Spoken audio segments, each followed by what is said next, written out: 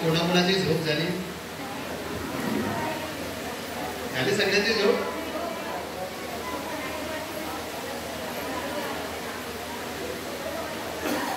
प्रतिमेतील विश्वरत्न Bharat Ratna doctor Babasaheb Ambedkar आणि या समाजाला आशेचं किरण देणारा आणि हा जो आपण भटक्या जाती जमातीचं आरक्षण जे उपभोगतो आहोत त्याचे जनक स्वर्गीय मत्स्य सहकार महर्षी माजी खासदार जतीरामजी बर्वे यांच्या प्रतिमेला मी अभिवादन करतो आहे. अखिल युवक समाज विकास समिती गोधरा च्या माध्यमातून आपण आज या ठिकाणी सगळेजण बसलो आणि या सभेचं औपचारिक अध्यक्ष स्थान ज्यांनी भूषवलं ते आमचे ज्येष्ठ मार्गदर्शक आदरणीय प्राध्यापक जनार्दन नागपुरे सर, ते अखिल युवक समाज विकास समितीचे ज्येष्ठ मार्गदर्शक ज्येष्ठ सदस्य आणि आमचे अत्यंत आदराचे स्थान आम्ही त्यांना मानतोय. तुम्ही प्राध्यापक आलोक देवड यांचं नाव ऐकलंय का? ऐकलंय का? किती लोकांनी ऐकलंय? तुमच्या गावाला सर्वप्रथम ज्यांनी जागृत केलं ते नाव म्हणजे प्राध्यापक आलोक देवड यांचं आहे. आणि त्यांच्या फळीमध्ये काम करणारे प्राध्यापक जनार्दन नागपुरे सर, म्हणजे त्या दोघांचा जर संवाद आपण बघितलं तर तो असा असायचा, म्हणजे केवळ सर त्यांना म्हणायचे, अरे जना डिवर, जनार्दन डिवर, हा जो आत्मीयतेचा संवाद जो होता तो या दोघांमधला संवाद आपण जर कधी बघितला असता तर आपल्याला प्राध्यापक आलोक देवड आणि प्राध्यापक जनार्दन नागपुरे सर या दोघांची तळमळ समजली असते.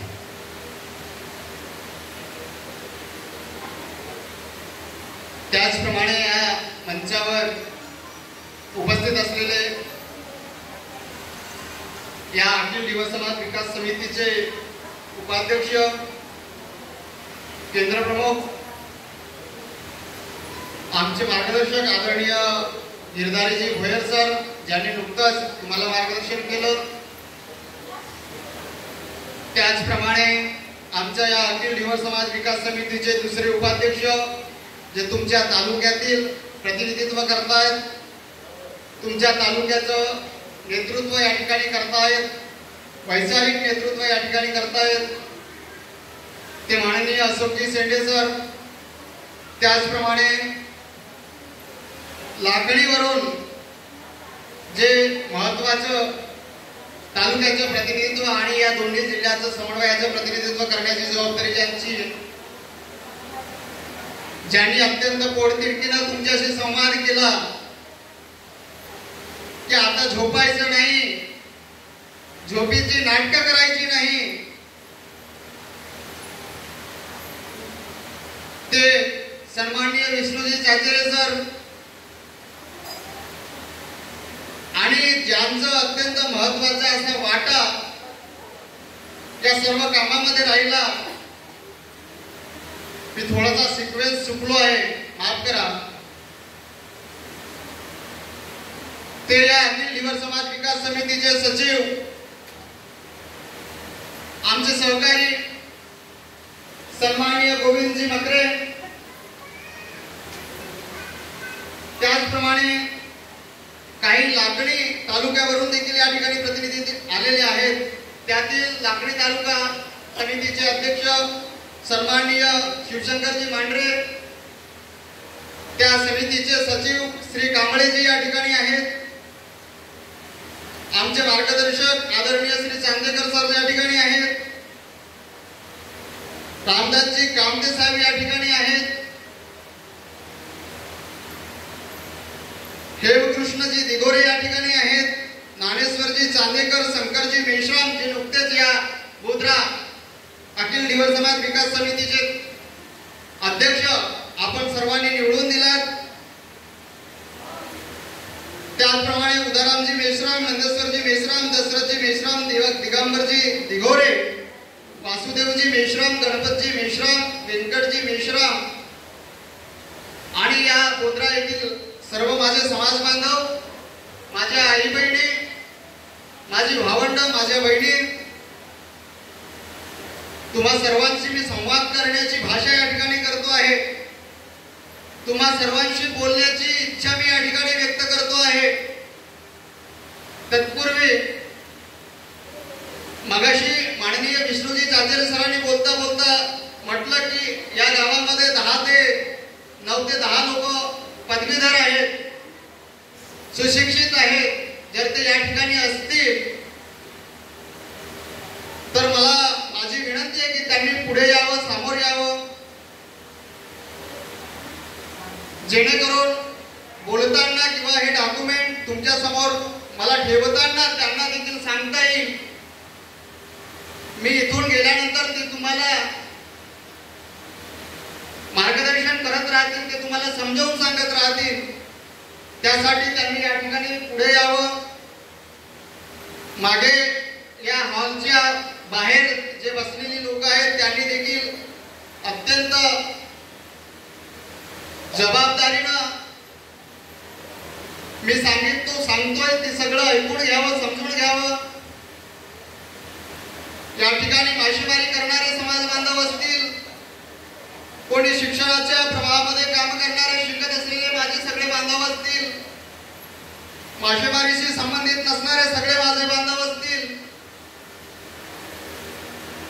आणि विद्यार्थी असलेले सर्व माझे विद्यार्थी मित्र बांधव असतील, तुम्हा सर्वांना माझी अत्यंत विनंती आहे, सूचना आहे. तुम्ही समजले तर आदेश आहे आणि नाही समजले तर धमकी आहे. आणि म्हणून माझं हे सांगणं काम आहे. सर्वांनी हात वर करा आणि हाताची मूठ बांधा. किती लोकांना मूठ बांधता येत नाही, हात उभे करता येत नाही? किती लोकांना करता येत नाही? आहे का असं कोणी? आता खाली करा, टाळ्या वाजवा.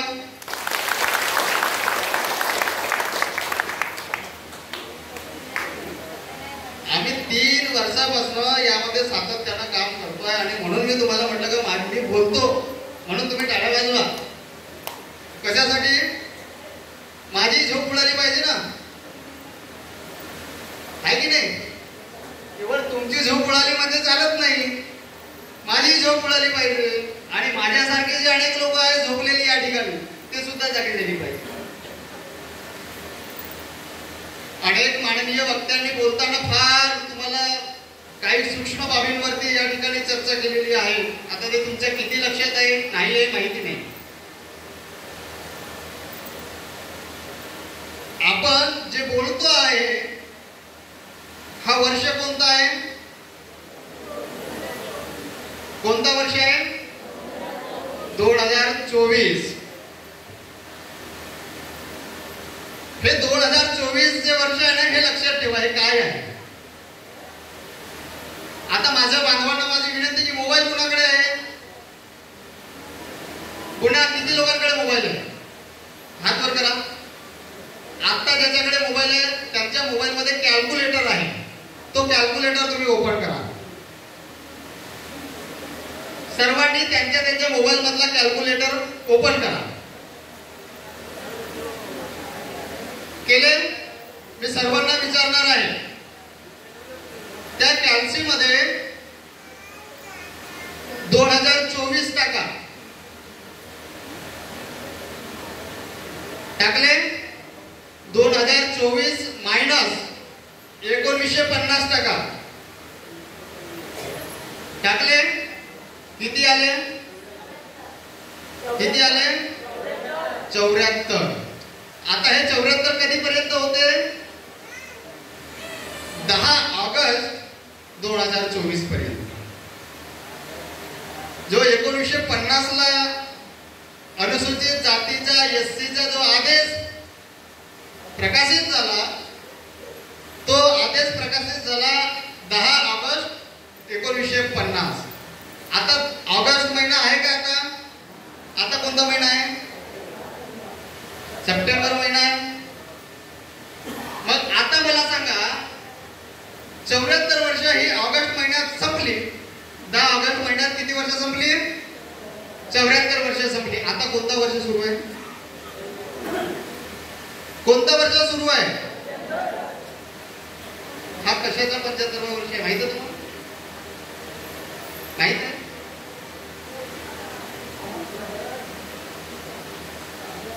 ज्या दिवशी तुमचे हात कापले गेले, ज्या दिवशी तुमचं शिक्षण संपवलं गेलं, ज्या दिवशी तुमचा समाज संपवलं गेलं, ज्या दिवशी तुमचा अधिकार संपवलं गेलं,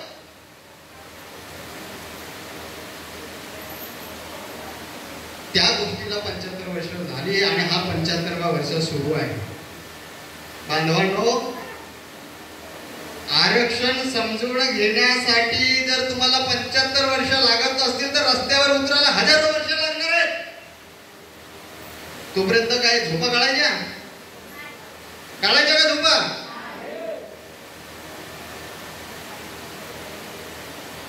जर मनोज केवट आणि या सगळ्या टीमला इथं यायला 75 वर्ष लागत असतील तर तुम्ही करता का? काय करता तुम्ही? मासोळे मारता?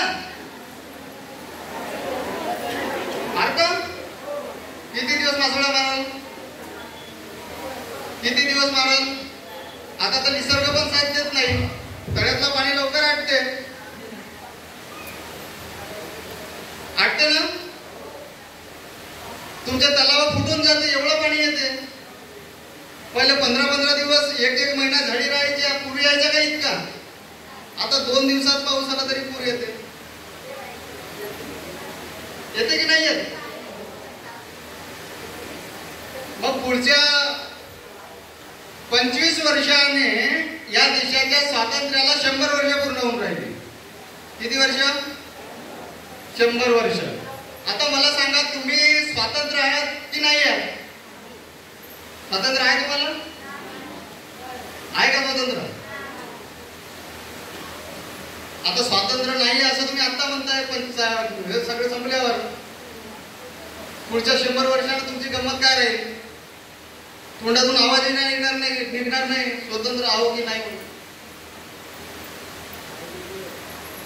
आणि म्हणून बांधवांनो, बहिणींनो, माझं तुम्हाला अत्यंत पोटतिडकीने हे सांगणं आहे, आपण जागलो पाहिजे. जे 74 वर्ष पूर्ण झालीत आणि 75व्या वर्षात आपण सुरुवात केलेली आहे. आता पुन्हा तुमचा मोबाईल ओपन करा आणि त्याच्यामध्ये टाका 1936 ते 1950. 1950 मायनस 1936 टाका. कॅल्क्युलेटर ओपन आहे तुमचा? टाका 1950 मायनस 1936 किती वर्ष आहे? 14 वर्ष. ही 14 वर्ष आपण कुठल्या कॅटेगरी मध्ये होतो? तर शेड्यूल कास्ट मध्ये होतो, एससी मध्ये होतो. 1936 ते 50 आणि 36 च्या आधी आपण आरक्षणामध्ये होतो. त्याला डिप्रेस क्लास असं म्हणण्यात यायचं. आणि सुरुवातीपासून आरक्षणामध्ये असणारा हा समाज, ज्या वेळेस आमचा देश स्वतंत्र होतो, ज्या वेळेस आमचं स्वतःचं संविधान या देशामध्ये लागू होतो, त्यानंतर आम्ही आरक्षणाच्या बाहेर होतो. कुठली खेळगंमत आमच्यासोबत केल्या गेली आहे. आणि माझं हे तुम्हाला म्हणणं आहे, हा गणित तुम्हाला जो सांगणं आहे ते यासाठी सांगणं आहे की 1936 पूर्वी तुम्ही डिप्रेस क्लास मध्ये होते, तुम्ही मागासलेले घटक होते, तुम्ही अस्पृश्य असलेले घटक होते. मग 1936 ते 1950 असं 14 ते 15 वर्ष तुम्ही शेड्यूल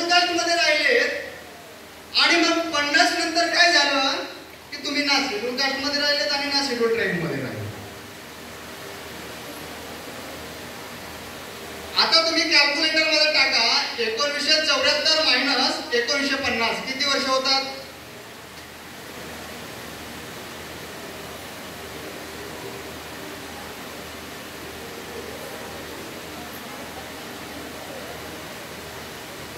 टाकले का?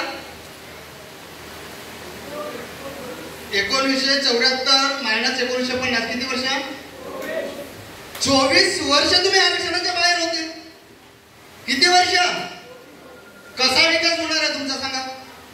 कसा विकास होणार आहे? अरे जो समाज 24 वर्ष आरक्षणाच्या बाहेर राहत असाल त्याचा काय विकास होणार आहे त्या समाजाचा? आणि मग 2024 मायनस 1974 करा. किती होत आहे? 2024 मायनस 1974 50 वर्ष. हे 50 वर्ष कशाचे? Nomadic tribe. 1974 ला तुम्ही एनटीपी मध्ये आले. पहिले तर कुठंच नव्हते, मग एनटीपी मध्ये टाकले. चलो एनटीपी. आता काय आहे एनटीपी? नाही लोक म्हणते आम्हाला की राहू द्या म्हणते, कायले एससीचे आरक्षण मागता म्हणते, एनटी मध्ये एससीचे आरक्षण देऊन टाका म्हणते. आता अशी नवीन प्रोव्हिजन संविधानाची आपल्या समाजातले काही अडाणी घटक निर्माण करताय जे शक्य नाही. का तुम्ही लोकांना चुतिया बनवता हो? किती या समाजाला घुमवताय? पुन्हा हजारो वर्ष यांना आरक्षणाच्या बाहेर ठेवणार आहेत का?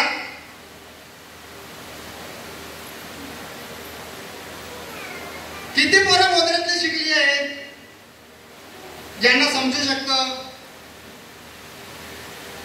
काढल्यामधून तर 10च्या वर जाणार नाही. कुणाच्या ह्या अडचणी आहेत? आमचा विकास म्हणजे देशाचा विकास नाही आहे का? नाही आहे का? आमचा विकास म्हणजे देशाचा विकास नाही असं तुम्हाला मान्य करायचं आहे का? पण आमचा विकास झाला तर देशाचा विकास होईल की नाही होईल? पण तुम्ही करता कुणाचा विकास? आम्हाला आमच्याच अधिकाराच्या बाहेर ठेवून तुम्ही कुणाचा विकास करता? म्हणजे देशाचा विकास तुम्हाला मान्य नाही आहे का? या समाजाचा विकास मान्य नाही आहे म्हणजे तुम्हाला देशाचा विकास मान्य नाही आहे का? हा प्रश्न आम्हाला विचारावा लागणार आहे की नाही? आणि तुम्हाला वंचित ठेवून हे लोक देशाचाच विकास करू इच्छित नाही हे मी या ठिकाणी ठामपणे बोलण्याची हिंमत जी करतोय ती या माध्यमातून करतोय. ज्या देशाचं संविधान आम्हाला हे सांगतं की घटनेच्या कलम 16 मध्ये जात, धर्म, लिंग, वंश अशा कुठल्याही कारणावरून त्या माणसाचा मूलभूत अधिकार नाकारला जाणार नाही. ही घटना सांगते, संविधान सांगते आहे. तुम्ही का मला वंचित ठेवलं?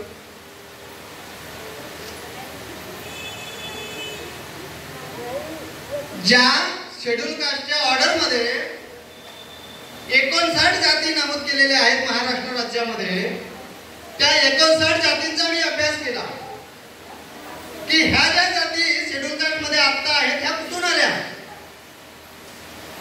कुठल्या आधारावर आल्या, कशा कशा आल्या.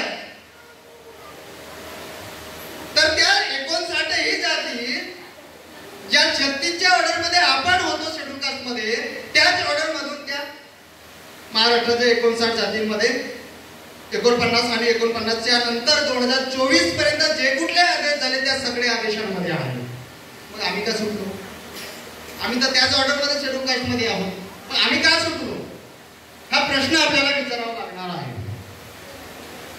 आणि म्हणून तुम्हाला ह्या गोष्टी समजत नसेल तर हे कार्यक्रम संपल्यावर देखील तुम्ही मला विचारा. हे कार्यक्रम संपला, ही सभा संपली म्हणजे आपला आरक्षणाचा विषय संपला असं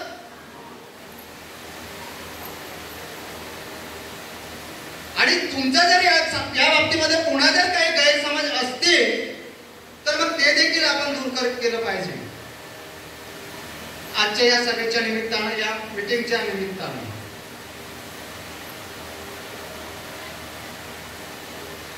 आज ज्या पद्धतीने ही सगळी माणसं या ठिकाणी बोलतायत, ही सगळी लोक या ठिकाणी बोलतायत, तशी माणसं मी 75 वर्षात ऐकलेली नाही, मी ठामपणे सांगतो.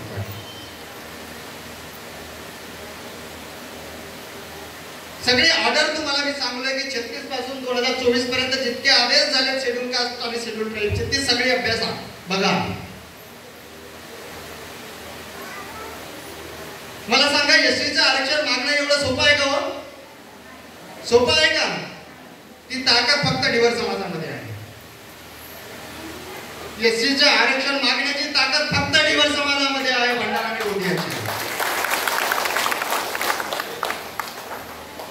तुम्ही इथल्या सुप्रीम कोर्टाला चॅलेंज करण्याची धमक फक्त डिवर समाजामध्ये आहे, भंडारा आणि गोंदियाच्या. तिथल्या महाराष्ट्र राज्याच्या अवघ्या सरकारला हलवण्याची ताकद फक्त डिवर समाजामध्ये आहे, भंडारा आणि गोंदियाच्या. आणि जे कोणी या शेड्यूल कास्टवर संशोधन करू इच्छित असतील त्यांच्यासाठी देखील चॅलेंज आहे, भंडारा गोंदिया डिवर समाजाचे. करावा त्यांनी अभ्यास, सगळे अभिलेख तपासावेत, सगळे डॉक्युमेंट बघावेत आणि मग ठरवावं की हा समाज शेड्यूल कास्ट आहे की नाही आहे. तुम्ही डिवर समाजाला वंचित किंवा बेदखल केलेले नाहीत. या भंडारा गोंदियामध्ये असणारे 5 ते 6 लाख लोक जे आहेत ना, या 5 ते 6 लाख लोकांना तुम्ही वंचित केलेले आहे, बेदखल केलेले आहे. आणि मग हे 5 ते 6 लाख लोक तुमच्या पासून तुमच्या सोबत हा बदला गेल्याशिवाय राहणार नाही, हे लक्षात घ्या.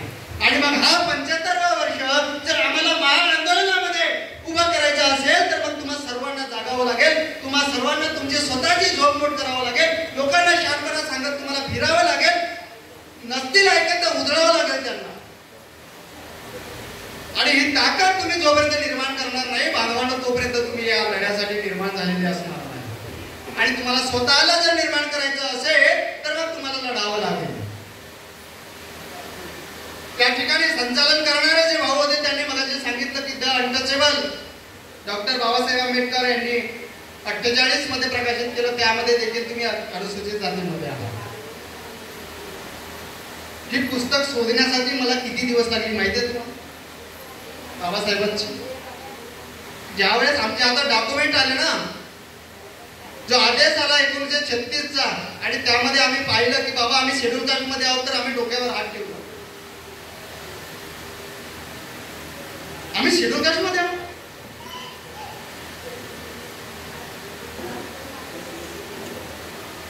प्राध्यापक डॉक्टर योगेश दूधपचारे सरांनी ज्या दिवशी आमच्या हातात आदेश दिला त्या दिवशी आम्ही संतापलो, आम्ही अस्वस्थ झालो की आम्ही शेड्यूल कास्ट मध्ये आहोत.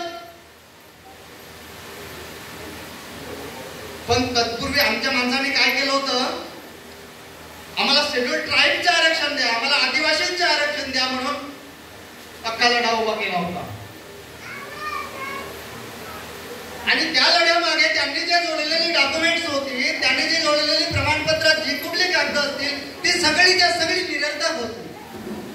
कुठलीही डॉक्युमेंट त्याला लिंक होणार नव्हतं, कुठलाही कागद त्याला जोडणार नव्हतं. आणि मग 75 वर्ष आमची अशी संपली. आम्ही शेड्यूल ट्राईबचे आरक्षण मागत बसलो. जे आम्हाला भेटणार होतं ते आम्हाला भेटलंच नाही, आणि जे आमचं नव्हतं ते आम्ही मागत गेलो. आणि अशा पद्धतीने आमची फसगत झाली. 75 वर्ष संपले.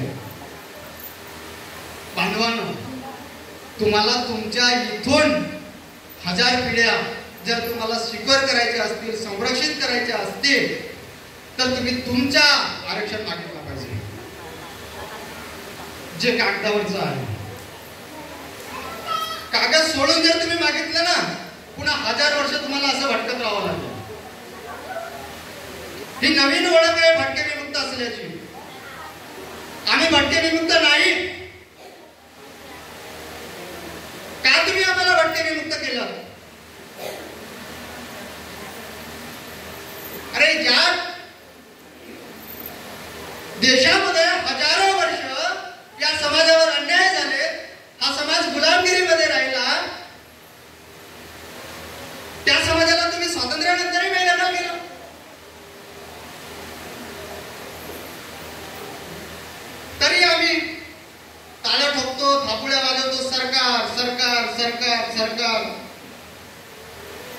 कुठून आला शब्द सरकार नावाचा? कुठून आला सांगा? भारतात कोणी राजा आहे का? राजा ज्याच्या घरी आपण पाणी भरायला जातो, भांडे घासायला जातो, आहे का? मग जे कोणी सत्तेमध्ये बसलेले आहेत, जे कोणी सरकार आहे, सरकार स्वतःला म्हणतायत, ते कुणामुळे झाले? कुणामुळे झाले? जर या भंडारा आणि गोंदिया जिल्ह्यातील 5 ते 6 लाख लोकांनी जर हे ठरवलं, हे जर या लोकांना विचारलं, फरक पडेल की नाही पडेल? पडेल की नाही पडेल? आज जर पोद्रा आरक्षणासाठी उभा झाला असेल तर उद्या पिंटकेवार तुमच्या सोबत येणार की नाही येणार? उद्या ही साकोली तुमच्या सोबत येणार की नाही येणार? आणि म्हणून तुम्हाला इथून सुरुवात करावी लागेल. एका गावामध्ये आम्ही गेलो, आरक्षणाचा विषय सांगितला आणि त्याच्यानंतर मला एक फोन आला त्या गावातनं. दादा म्हणे तुम्ही या गावामध्ये आलात आणि आरक्षणाची माहिती सांगितला, तर आज ज्या बाया आहेत ना त्या बाया रोवायला गेल्या आणि त्या बाया त्या रोवण्यावर चर्चा करत होते की आम्ही जर एसटीत राहतो तर आज आमचे पोरं कशी राहिली असते.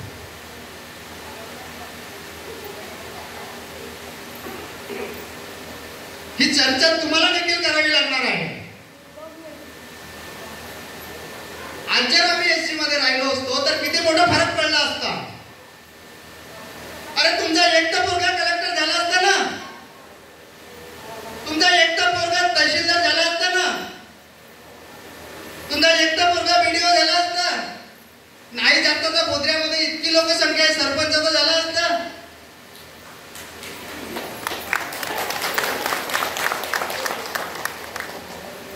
आज आम्हाला ताकद लावावं लागते, तिकीट मागासाठी त्याच्या मागे धावावं लागते. या पक्षाच्या मागे चाललो झेंडे घेऊन, त्या पक्षाच्या मागे चालले झेंडे घेऊन, ती संघटना आमच्या कामाची, ती संघटना आमच्या कामाची. अरे कोणीच तुमच्या कामाची नाहीये. लोकशाहीमध्ये आपलं मनगट आपल्या जागेवर जर राहिलं तर अवघ्या सरकारला हलवण्याची ताकद या सर्वसामान्य माणसामध्ये आहे, तुम्ही विसरू नका.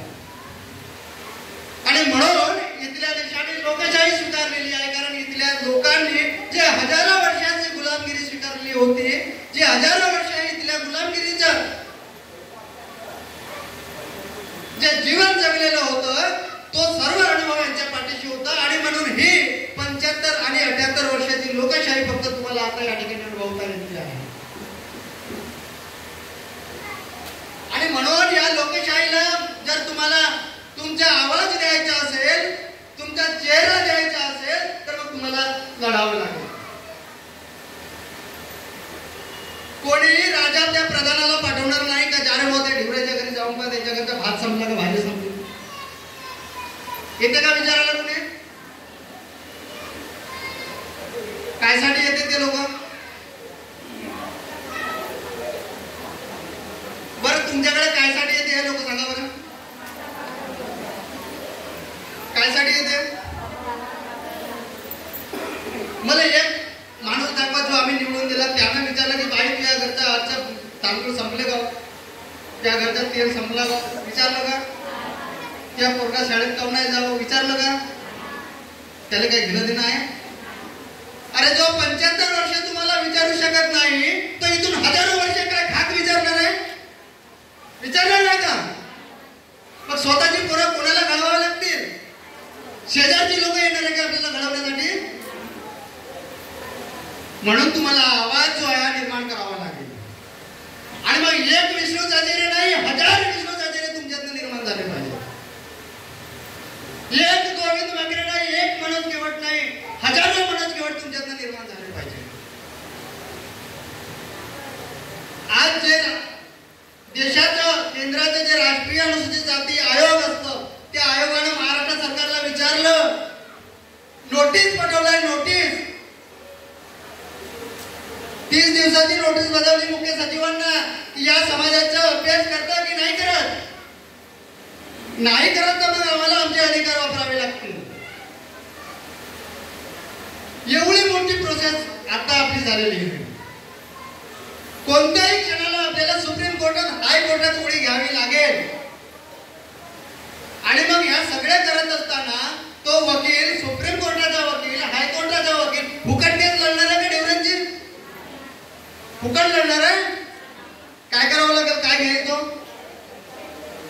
घेईल? पैसे घेईल? बोधऱ्याची लोकसंख्या किती आहे डिवरांची सांगा बरं. किती लोकसंख्या आहे? 500? जास्त आहे. 550 आहे. 550 मी 500 पकडतो. या 500 लोकांना 1-1 रुपया दिला तर किती रुपये होतील? किती रुपये होतील? किती रुपये होतील? आणि ह्या 500 लोकांनी 100 रुपये दिले तर किती होतील? किती होतील? आणि 500 दिले तर किती होतील? किती होतील? किती होतील? इतक्या पैशामध्ये फक्त एकटा बोधरा गाव त्या वकिलाला पोचू शकते.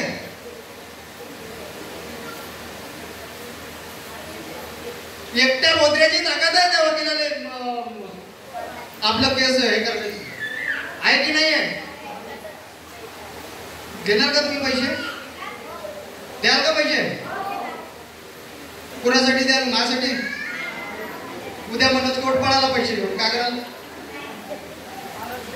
पळण का मनोज कोट पैसे घेऊन? पळण का मनोज कोट पैसे घेऊन? आणि मग तुम्हाला जर माझ्यावरती विश्वास वाटत असेल तर मग तुम्हाला उभं व्हावं लागेल. बांधवांना तुम्ही जे म्हणता नाही अखिल लिवर समाज विकास समिती काय आहे, हे संघटना बिघडणं काही नाही. आम्ही स्पष्ट करतोय तुम्हाला. अखिल लिवर समाज विकास समिती हे नाव संघटनेचं नाव नाही आहे. संघटना बिघडणं काही नाही आहे.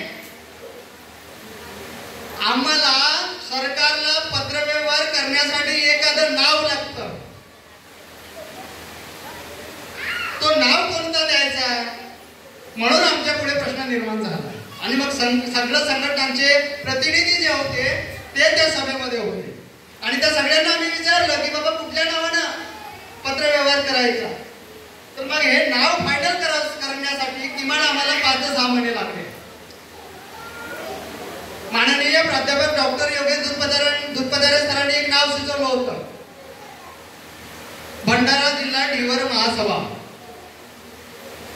मग आम्हाला हे सगळं करताना पैसे लागणार होते, लाखो रुपये लागणार होते. मग हे लाखो रुपये आम्ही काय मनोज केवडच्या अकाउंटवर टाकायचं का? हे लाखो रुपये आम्ही फक्त काय गोविंद बाकरेंच्या अकाउंटवर टाकायचे का? हा प्रश्न आमच्यापुढे निर्माण झाला. आणि मग आम्ही काय केलं, ही संस्था ज्या नावानं आम्ही पत्रव्यवहार करणार ती संस्था रजिस्ट्रेशन असली पाहिजे, ती नोंदणीकृत असली पाहिजे. आणि म्हणून जेव्हा आमचं नाव फायनल झाला तेव्हा आम्ही मग अखिल लिवर समाज विकास समिती हे नाव फायनल केलं. त्याच्या आधी पण मी तुम्हाला सांगतोय तरी अखिल लिवर समाज विकास समिती जी हा नाव जो आहे ना, हा नाव काही 2-3 वर्षात निर्माण झालेलं नाव नाहीये. ज्या संघटना तुम्हाला 75 वर्षात आणि आता दिसतात ना, तुम्हाला माहित आहे त्या संघटनांचे नाव काय आहे. पण अखिल लिवर समाज विकास समिती ही नवी नाहीये. ही काही 3-4 वर्षात आलेली समिती नाहीये किंवा संघटना तर नाहीच नाहीये. मग हा नाव आला कुठून? हा प्रश्न तुमच्या पुढे आला पाहिजे. मी जे म्हटलं नाही, डॉक्टर बाबासाहेब आंबेडकरांनी जे अनटचेबल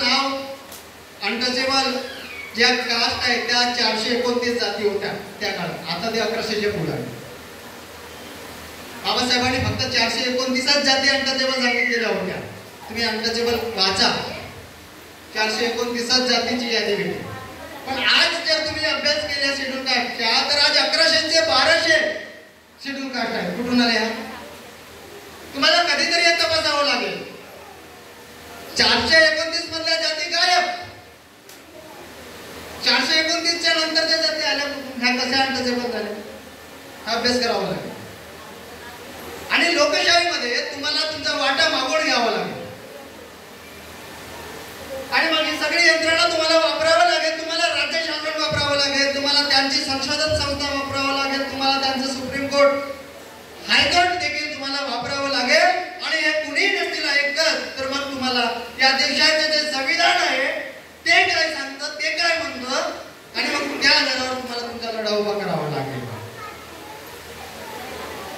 नुकताच सुप्रीम कोर्टाने ऑर्डर दिला की उपवर्गीकरण करा, म्हणजे जे शेड्यूल कास्ट आणि शेड्यूल ट्राईब आहेत यांच्यामध्ये अपगट असे एक गट निर्माण करा. तर मग इथला जो समाज आहे शेड्यूल कास्ट असलेला आताचा, त्यांनी काय केलं, भारत बंद केलं. त्याने मार्ग सांगितला, सुप्रीम कोर्ट देखील आपल्या विरोधात निर्णय देत असेल तर सुप्रीम कोर्टाचा देखील आपण निषेध करू शकतो. माहित होतं का तुम्हाला? कशाच्या आधारावर करू शकतो? भारतीय संविधानाच्या आधारावर आपण इथल्या घटकांचा देखील विरोध करू शकतो. ही ताकद संविधानामध्ये आहे. आणि म्हणून तुम्हाला संविधान समजलं पाहिजे, संविधान पाठांतर झालं पाहिजे, त्यातले जे काही आर्टिकल आपल्या कामाची आहेत ती सगळी आपण वाचन केली पाहिजे. तेव्हा तुम्ही तुमचा लढा पारदर्शकतेने पुढे नेऊ शकता. आता हे इतकं बोलण्यासाठी का मी असाच उभा झालो का? माझी जिरवावं लागली असेल ना, लागली असेल की नाही? काय तर जागावं लागलं असेल ना, मला काय तर हातात घ्यावं लागले असेल ना. हे सांगण्यासाठी मला 3 वर्ष लागली बांधवांना मुद्रेला यायला. ते पण ते विष्णू चाचार्य सरांनी आग्रह केला, साहेब पोंद्रेला जायचं आहे, खूप लोक आहेत. आता बोद्रावाल्यांचं काम काय आहे सांगा? काय काम आहे बोद्रावाल्यांचं? ही साकोली पेटवून काढा. अवघा तालुका उधळून काढा. सांगा त्याला काय आरक्षण. तुमच्या घरात एखादा माणूस बिमार पडला, त्याला ताप आला तर तुम्ही काय करता? त्याला तसं झोपवता? काय करता? त्याला दवाखान्यात देता? त्याला काही आंबीर म्हणून देता? म्हणजे आपण काय करतो, त्याची विशेष काळजी घेतो. बरोबर आहे? काय करतो? काळजी घेतो. तशी काळजी आमची घ्यायची आहे ना. आणि तो काळजी घेणं म्हणजेच आरक्षण आहे, दुसरं काही नाही. मग हा घटक, हा समाजाचा एवढा भाग जो दुर्लक्षित झाला, जो वंचित राहिला, त्या समाजातील जर इथला शासन, इथली व्यवस्था त्याची काळजी घेऊ शकत नसेल तर मग हे सरकार आमच्या कोणत्या कामाचं आहे? हा बाप असलेला शासन आमच्या कोणत्या कामाचं आहे? मग हे तुम्हाला कधी समजून घ्यावं लागेल? कधी तुम्ही समजणार आहात? कधी समजणार आहात? म्हणून बांधवांनो, आमच्यासारख्या बैताळ लोकांना या ठिकाणी येऊन असं बोलावं लागतं. बरोबर आहे की नाही? लोक तर आम्हाला बैताळच म्हणते, काय आरक्षण घेऊन बसले.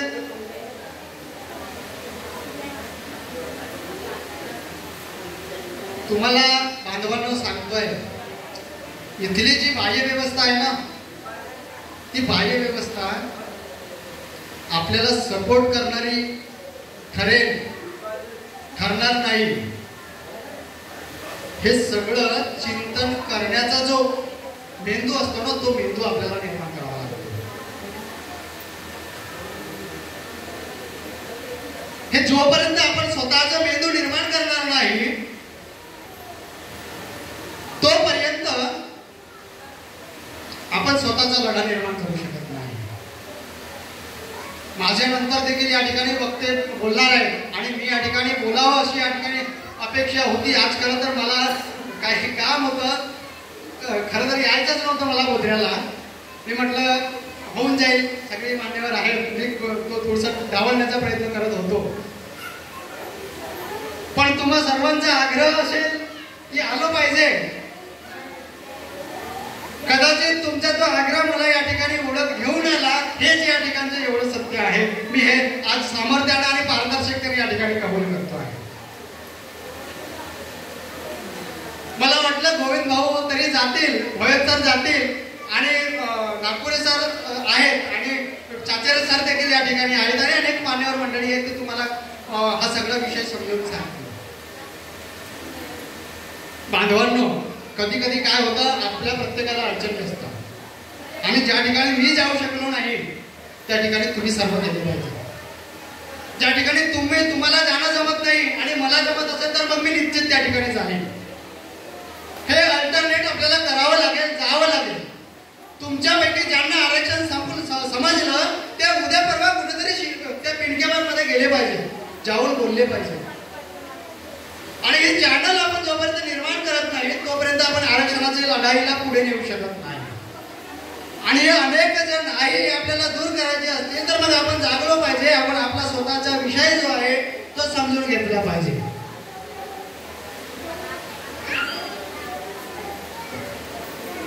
एक म्हणावंसं वाटतंय, तुम्ही आपल्या भंडारा जिल्ह्यामध्ये एक नदी आहे, त्या नदीचं नाव काय आहे? काय नाव आहे? वैनगंगा. हे आपल्या भंडारा जिल्ह्याचं नदीचं प्रतीक आहे, बरोबर आहे. हे नदीचं प्रतीक जे आहे, हे नदीचं प्रतीक कुठल्या समाजाशी संबंधित जास्त आहे सांगा बरं? कुठल्या समाजाशी? दिवस समाजाशी संबंधित आहे. जर आपण इतिहास बघितला तर आपल्या लोकांनी काय केलं, त्या नदीवर डांगरवाड्या लावल्या, तिथं कांगड्या लावल्या. कशा तरी बिचारे ते त्यांच्या शेती करत होते, डांगळं विकायला न्यायचे, टरबूज विकायला न्यायचे. दुसरा पुन्हा धंदा होता. आमचा पुरुष वर्ग काय करायचा, सकाळी उठतो बिचारा, पेरणी घेते, खांद्यावर चाललं माशा मारायला, दिवसभर माशा मारते, बरोबर आहे. आणि पुन्हा एक व्यवसाय आम्ही लोक करायचं ते म्हणजे डुकर पाळणे. किती लोकांनी डुकर पाळले सांगा? किती लोकांनी इथं बसलेले डुकर पाळले? पाळली का डुकर तुम्ही लोकांनी? ज्यांच्या आजा सासऱ्यांनी वडिलांनी डुकर नाही पाळले अशा लोकांनी हात करावं. किती लोकांनी पाहू का ज्यांच्या घरी डुकर पाळलीच नाही असा एखादा ढिबा मध्ये दाखवा. माहित आहे? नाही पाळली म्हणता तुम्ही, म्हणजे तुम्हाला तुमचा इतिहास माहित नाही. तुम्हाला तुमचा इतिहास माहित नाही. मी म्हणता की आम्ही डुकर पाळली नाही. तुम्ही म्हणताय की तुमच्या पिढीने डुकर पाळली नाही असं तुम्ही म्हणताय. तुम्ही माहित आहे ह्या सगळ्या लोकांमध्ये तुम्ही माझ्यासोबत खोटं बोलून राहिले. सगळे लोक खोटं बोलून राहिले. नारायण देवाची पूजा केली की नाही केली? कोणी नारायण देवाची पूजा केली नाही सांगा बरं? केली सर्वांना? काय नारायण देवाचा संबंध आणि डुकराचा संबंध येत नव्हता का? येत होता ना? मग मला सांगा, आता तुमच्या घराबाजूला एक डुकर पाळून राहिला आणि तुम्ही त्याच्या घराबाजूला तुम्ही काय कराल? काय कराल तुम्ही त्या डुकर पाळणीवाल्याला? काय कराल? त्या ग्रामपंचायतने पकडाल आणि त्याच्यावर हंगामे करायला लावा, त्याचे डुकर पाळणं बंद करायला लावा, बरोबर आहे. तुम्ही हजारो वर्ष डुकर पाळलेले का? हे काय हवे त्याचे पुरावे? हे आता त्या मागच्या 2 वर्षामध्ये आम्ही कलेक्शन केलं. आजही आमची माणसं डुकर पाळतात. त्या कुट्या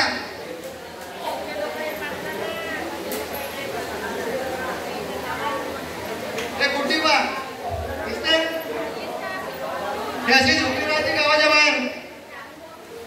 हे डुकर तिथं राहायला जायचे, सारच करत होतो. आमचे लोक आता लय सुधारले. ते आम्ही काय डुकर पाडत नाही आम्ही आता.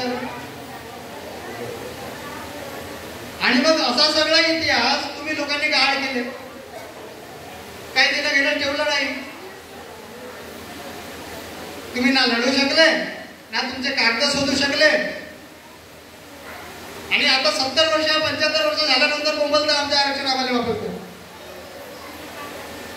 काय तळ्यावर मच्छा पकडायला गेल्याने आरक्षण भेटणार आहे का?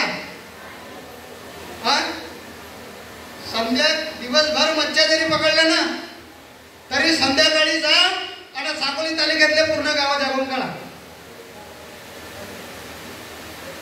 दिवसभर बच्चा बघा, दिवसभर तुम्ही रोमाले जा, पण संध्याकाळी या प्रत्येक गावामधल्या लोकांना जागवून काढा.